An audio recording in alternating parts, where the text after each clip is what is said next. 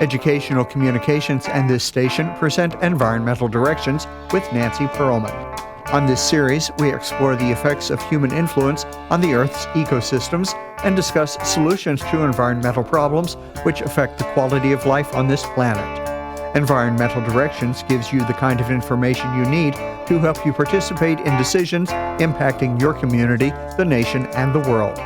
Now, here's your host, Nancy Pearlman. Hello. For the next half hour, we are going to be talking about a transition to universal renewable energy and sustainable building design, including recycling of building materials, with my guest, Larry Eisenberg. He is a principal with Ovus Partners 360. He has held numerous previous positions, including being the Executive Director of Facilities Planning and Development for the Los Angeles Community College District. He was Facilities Manager for Washington County in Oregon and served as the Associate Vice President, Physical Planning and Development in the University of Wisconsin system. And for the state of Wisconsin, he has worked as Director of Procurement, Director of General Service, and Director of Budget Operations. He has won numerous awards and received numerous honors. The list is too long to mention, but I do want to indicate a few, like being an honoree from the Construction Management Association of America, Southern California chapter, the Magic of Design Build Judge for Design Build Institute of America, Western Pacific region, the Green Achievement Award in Green Leadership from the Green California Community Colleges Summit, and he served as a keynote speaker at the Municipal Green Building Conference by the United States Green Building Council, Los Angeles chapter, as well as receiving an Award of Excellence for the Los Angeles Architectural Awards Design Concept category from the Los Angeles Business Council. He currently serves on the Board of Directors for the International Partnering Institute and also is on the Board of Directors and Vice Chair for the Western Council of Construction Consumers. Welcome. It's a pleasure to have you with us.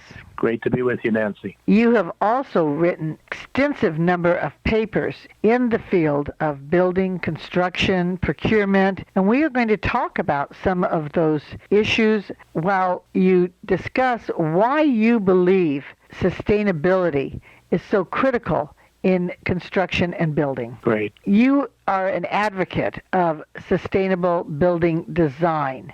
What does that really mean as opposed to the regular buildings that we see going up all the time? If I can, let me put it in context, and that is that buildings generally around the world account for 30 to 40% of climate change created gases. We need to tackle that issue directly and immediately. Let me tell you my general theory, and then I'll come back to specifics. And that is, on one hand, I'm really, really concerned that climate change is moving too rapidly and that within the next 5 to 10 years, we could see disastrous consequences around the world based on climate change. On the other hand, I'm a perpetual optimist. I think that we're seeing some remarkable technologies coming along right now that have the real potential to completely reverse that and give us the future that we really need. So it's interesting. On one hand, I'm really fearful. On the other hand, I'm really excited about what we can do. And so designing buildings from the get-go that are, in my mind, net zero energy, where they produce as much energy as they consume in the course of a year, is critical to that particular effort, as well as retrofitting all existing buildings into a net zero status, which is more difficult but possible, and which we've demonstrated in the past can be done. It's critical to tackling climate change to have that happen. You have worked in the government sector and in the educational sector. My experience has been that these institutions and agencies and organizations simply don't want to spend the money now for that transition. It might take a little bit more to invest, but the savings are greater. How are you seeing a shift in attitude and willingness to spend tax dollars for something that is better for the environment and human beings? I think what's required are examples, so people can look at examples and understand what's possible. Like that we did at LA Community College District, where we basically built 84 new buildings and 20 of those were LEED Platinum because of the kind of measures that we put in place on those buildings, including solar, including energy storage measures, high-efficiency lighting, high-efficiency HVAC, and so on, to make that happen. Those kind of examples speak loudly. In fact, the work that you and I did at LACCD led to transformative behavior on the part of, number one, the state of California, which has taken a global leadership role in moving towards the transitional change that we need. But then higher education has seen that as well, and slowly it's coming on board. So I'm seeing more and more institutions that are adopting the kind of measures that they need to take in terms of building construction, but also in terms of the energy supply at their campus as well to make that happen. There still is reluctance, though, and I think a lot of it is just lack of understanding. Part of what I work to do is help inform people, show examples of what can be done and help them understand, because the reality today is that the public sector, educational institutions can, in fact, enjoy the benefits of private sector funding, and in particular, the idea that if they retrofit buildings to a net zero status, the energy savings are going to pay for the cost of the project themselves. So it basically becomes not a pocket kind of cost for those institutions. And so we just need to help them understand that the risk is minimal, the benefits are tremendous and critical for us to achieve. It was a pleasure working with you at the Los Angeles Community College District to try and make the new buildings and retrofit the old buildings to be more sustainable. And because the district had the bond money to do so, you and I and others who cared were able to institute some very unique sustainable features. However, I know I wanted 100% renewable energy at the campuses, and they weren't quite ready for that. I think about 10% of the energy became renewable, and unfortunately not all the parking structures and roof buildings got solar power. We actually did better than that, because we wound up, by the time we were done, by the time I left, we had at least 2 or 3 of the colleges 100% renewable energy based on the amount of solar that we put onto the campus. So we did cover 100% of their energy load. Some of them were really close, where we covered the vast majority of their need, but not 100% to do.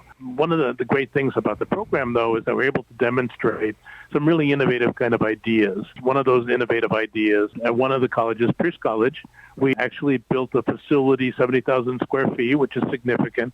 That was a net zero energy project where we put in solar, we put in solar thermal for the hot water that we needed in the building to do that. And the result was that the building actually was net energy positive, so that actually exported energy to the rest of the college as part of the project. And that's just a great example of what can be done. There were other innovative techniques utilized, including deconstruction. So rather than tear down some of the old buildings and put it in a landfill, the buildings were deconstructed so that materials could be used. Even the old furniture could be donated to nonprofit organizations. It wasn't just thrown into the waste stream. That's absolutely right. Given the age of the buildings at LACCD, which hadn't been touched probably since the 1940s and 1950s, there was huge opportunity to redo many of the buildings so that we could actually upgrade them and not have to take them down. Some of the buildings that we did take down, absolutely right, that we could actually pull out the materials if we deconstructed them and cut those materials. We could reuse those to rebuild other kind of things. And one of the things about that idea of deconstruction is that the buildings that are built are charming. They're just so interesting when you take the old materials, combine them with new materials, and create the building that you need and want to make that happen. So yeah, that was an important aspect of the project. And you're right, in terms certainly the materials inside the buildings, the furniture and whatnot, that was a big deal to be able to take those materials and allow other entities use them, not just put them in the trash can. That was our entire program in terms of our use of waste materials, and make sure that we used our waste in a way that was appropriate, and then we recycled almost everything that we could. College campuses traditionally have a lot of outdoor space as well, and unfortunately, most universities, college campuses have simply had lawns, which are very wasteful, exotic species, particularly here in California.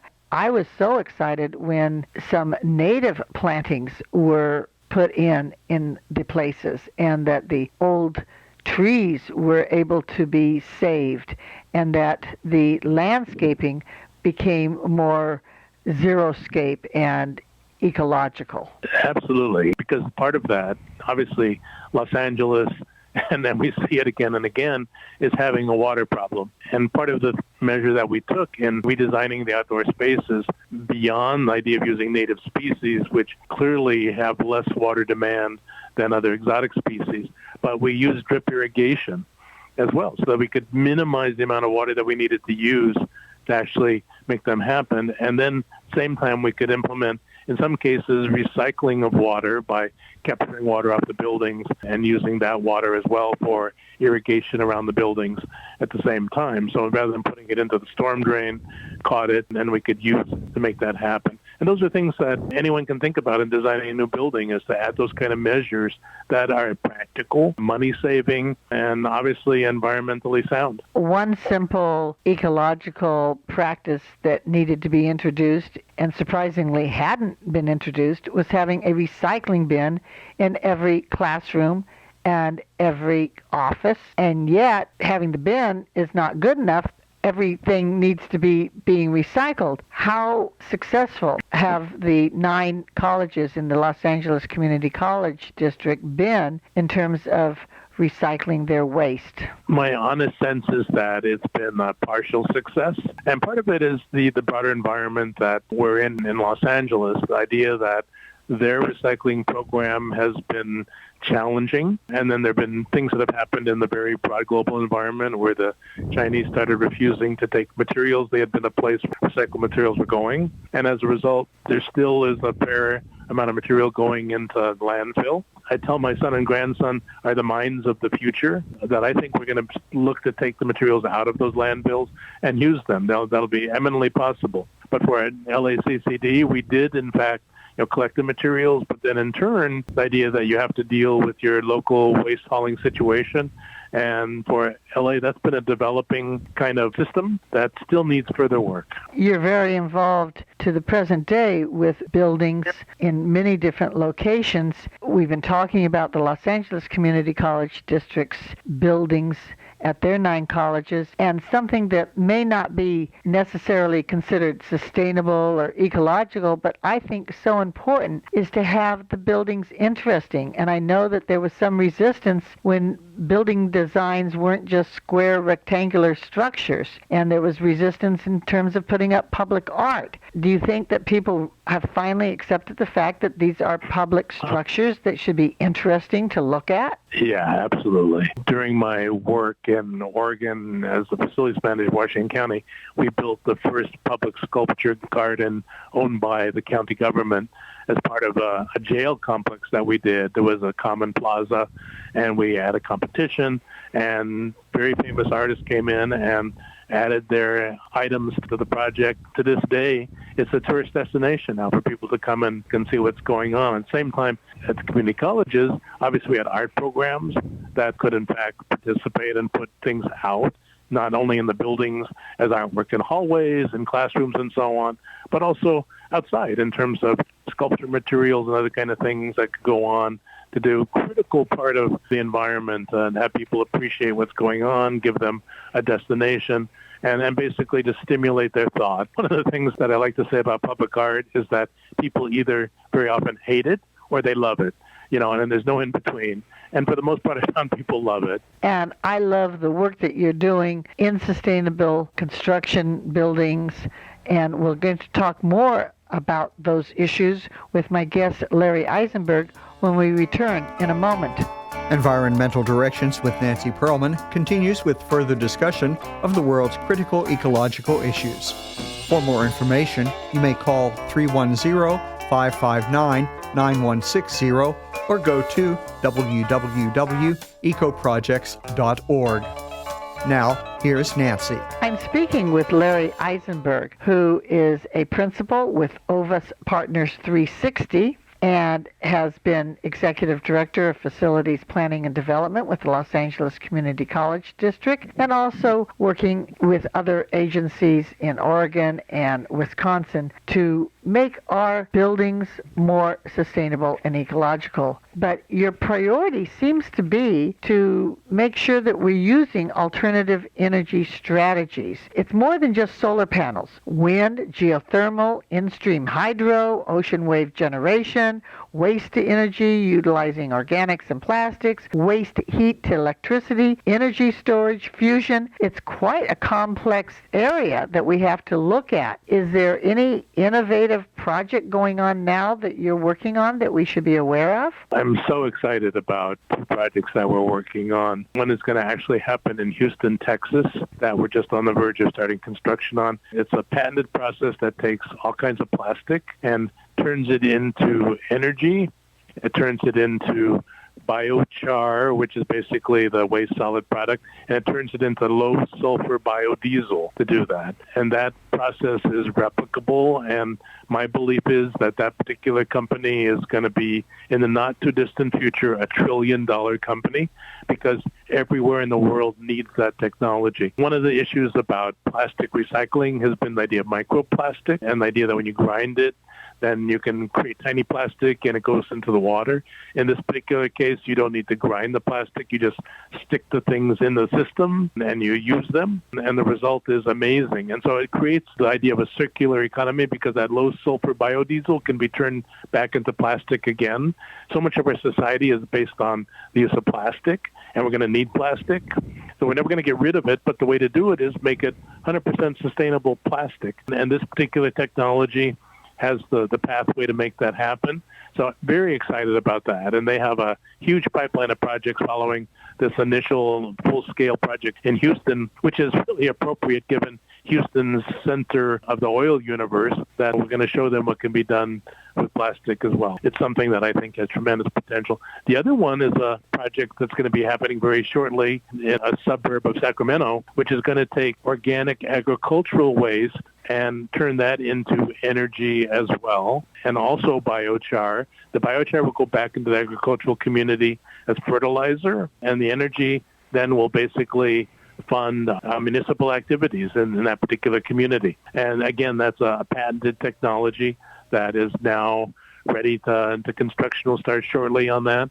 And again, that has such tremendous potential. One of the potentials for that, because that's using walnut shells, seeds out of different kinds of fruit and that kind of agricultural waste, but it also can use forest waste. And one of the big needs that actually California did a study on is the idea that the way to help avoid forest fires is to do active, sustainable forest management. And with this technology, we can take the forest waste, stick it in the system, and produce unlimited amounts of electricity and unlimited amounts of fertilizer. That's, an example of two technologies that I'd say I'm just completely excited about because they have unlimited potential to replicate around the world, and there's a need for that kind of thing to go on. Same time, companies are working in, let me just pick geothermal as an example, where now geothermal in the past had been the idea you needed to find a place next to a volcano or a geyser to get geothermal energy. Now, with the technology available and drilling technology that's now proven in the market, you can just drill down a few hundred feet, you do a bend in the drill, and it creates basically a closed loop, and it gets really hot if you put water in there, and that water can turn into energy. And so that means you can do geothermal energy anywhere. And then again, geothermal is 24/7, completely non-polluting, a terrific kind of source to do that. So just there are these things that are going on that I think are amazing and will basically let us stop burning fossil fuels and move away, in fact, from nuclear for that matter, and basically show what sustainability can really do to move our planet forward. These are exciting projects to hear about, and they're obviously being developed here in the United States. But what about in other areas of the world, like Africa, where there's graft and corruption, but still lots of plastic waste and still a need for energy that's not from the forest trees? So how do we apply this to other places in the world? I think that we'll see, again, a spread. Once there are obvious projects that are done, people can come and visit and see what's going on. The technology will replicate like mushrooms everywhere to do that. I'm deeply concerned. Since I left LACCD, I've traveled widely to Africa multiple times to try and work with countries there to make things happen, and ultimately I failed. And I failed not because the technology isn't great and the need is extremely deep there. Democratic Republic of Congo, for example, only 16% of the population, the most populous country in Africa, only 16% has access to electricity. It's shocking. And yet, because of political issues, the inability of the government to properly manage itself, we're unable to see projects go forward. It's deeply disturbing. And my hope is that as people start to see what can be done and the frustration builds over lack of energy, that there will be a cleanup of their governments and their environment, and that will allow us to go forward and do those projects. And the United States is eager to help out to make those kind of things happen. Funding has become available under the Biden administration to tackle those kind of projects, but we need the governments to basically get on board and get out of their own way to allow those kind of things to happen. You certainly haven't failed with your sustainability approaches in building and construction here in the United States, and I know that your efforts in other parts of the world like Africa will become more successful as the world gathers together to deal with these issues, because we do have to tackle them due to the seriousness of the climate change problem. I would like to know the meaning of the name of your company, Ovis Partners 360. We thought about it. We picked Ovis because it basically refers to the egg and the idea of the cycle of life and the closed loop that we need to achieve to do that. So the goal of Ovis Partners 360 is to advance that idea of sustainability and the idea of the ultimate circular kind of economy that allows us to not pollute, but at the same time meet our needs in a very active way. And where can people read and see more of the projects that you're working on? Because I know that over the years you have written extensively in journals. You have received numerous awards for your efforts in this regard. How do they contact you? Our website is www.obuspartners360.com. And very, very glad to provide advice, guidance, work with anyone interested in doing projects that advance this particular effort. And you've also tackled the issue of financing these new efforts. You've done articles about alternative capital project delivery systems. You have looked at how there can be partnerships between government and private industry. What is the wave of the future? There's going to be much more public-private sector kind of cooperation to do that. The government ultimately, although there's billions and billions of dollars at the moment, government simply does not have enough money to be done. On the other hand, the private sector, and especially institutions that do active investment, the numbers that I'm seeing are numbers like $100 trillion in private sector investment vehicles. So there's no shortage of money whatsoever to tackle this. These entities are very eager to take on these kind of projects. Let me share a quick story, Nancy, that you'll appreciate in this particular area, and that is that one of the things that we did at LACCD was that we very early on tackled the idea of the power purchase agreement, which is how we funded our initial solar projects there. Because although we had billions of dollars, ultimately we too did not have enough money to do what we needed to do. And so the power purchase agreement provides a vehicle for private sector finance to come in, provide funding for a solar project, for example, and then repaid over time out of the energy that's sold, the energy that's produced to do that. So that power purchase agreement was a document we worked on with a very sophisticated, great team and created the first public-private power purchase agreement in the world at LACCD. So I had the experience. I mentioned I went to Africa. I was in the country of Djibouti, where we were working with them on a very large project and meeting with their chief public utility chairman. And he said, Larry, really like what you're talking about, but you have to use our power purchase agreement document. Okay, fine, let me take a look at it. And they pulled out the document, they showed it to me, and guess what? It was the document we wrote at LACCD. That is an exciting story to hear how it literally moved around the world and was being adopted. It was. It was a great endorsement of what we did together in terms of providing that leadership and ultimately creating documents that set the industry. And the industry is changing. Agencies are changing, because I recall that the Department of Water and Power for the city of LA didn't want us to create energy and sell it back to them originally. But times change. That is right. The utility companies now are active participants in looking at how they can bring renewables on board to make that happen, move away from the fossil fuels. Coal plants are shutting down all over the place. So, the change is happening. We just need it to happen faster. And you are certainly trying to make those changes happen fast. Humans obviously need buildings to live in, to work in, and yet not every building being built is designed to be sustainable. Do we need to have local laws, state, federal regulations that demand that all new construction have ecological, sustainable elements? Yes, it is one of my underlying beliefs that we need to change building codes around the world, and it is actually happening, where those building codes call for structures that actually meet the net zero energy definition to do that. At the moment, there are recognition mechanisms like LEED and Green Globes that give recognition for that kind of design, but the key is to actually change building codes to require that kind of thing. And in California, that's happened, where new buildings that are being built, houses in particular, need to meet a very strict energy definition as part of what they do, because the code says that they have to. But we need to make that happen across the commercial sector, across the public sector as well, because I think without that kind of requirement, we're going to still see people who want to take a least cost kind of pathway in the belief that that's the right thing to do, when they don't understand that, in fact, that's the more expensive pathway. Are you finding less resistance in the industry itself? Yes, there is a lot of change going on, and a lot of people have learned what needs to be done, and so we are seeing a lot of people now picking up on that idea. One of the challenges, of course, is the knowledge gap. Is the information out there? Yes, to a significant degree. That now there are more and more examples of green buildings, of sustainable buildings, LEED Platinum buildings, multiple Green Globe buildings that are providing the example that people can look at and see what's going on and understand. Same time, we're actually seeing utility companies pick up on the idea and providing incentives to do that, as well as different state governments. And, of course, the federal government, with the recent Inflation Reduction Act, was a huge boost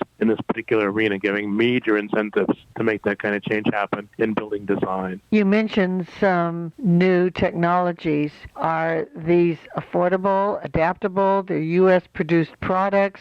Are they being exported to Europe, Asia, Africa, South America? They are. That's the test, and the test is economic. The idea that how much does it cost to produce, to get energy out of these kind of technologies, and the answer is less than it costs from fossil fuel or coal or natural gas. And that's one of the other driving principles in my mind, is the idea that ultimately it's critical that we're environmentally sensitive and sustainable, but what's going to really make the change is the economics, that it's going to be cheaper to build in a sustainable way and to build in an energy efficient way than not. And that's the thing that's going to really create the ultimate change we're looking for, that people cannot resist the idea. And why would you choose to build more expensive when you can build cheaper? And that less expensive is the better way to build. At the Los Angeles Community College District, you were able to implement something called design build. Traditionally, architects would design, then a construction company would build, but you had them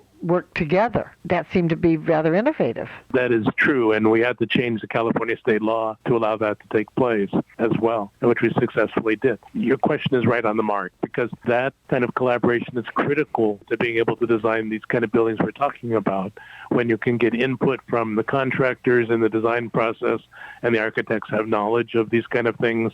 You ultimately get buildings that are much, much better. And ultimately, the reality is that it costs less per square foot to build. Very often these buildings can be built in a shorter amount of time as well. And then the team that's building the building actually enjoys what they're doing. And the result is a really positive experience for all involved. Not to mention the users are going to be delighted with their new building. I want to thank you so very much for your good work in this area. Thank you for being my guest. My pleasure, Nancy. Really glad to talk with you. Look forward to future things together. Absolutely. I have been speaking with Larry Eisenberg, who is a principal with Ovis Partners 360. I'm Nancy Perlman. Thank you very much for joining us, and do tune in again next week. If you would like free information about these environmental issues, go to www.ecoprojects.org or call 310-559-9160. Environmental Directions with your host, Nancy Perlman, is a community affairs program of the nonprofit organization Educational Communications and this station.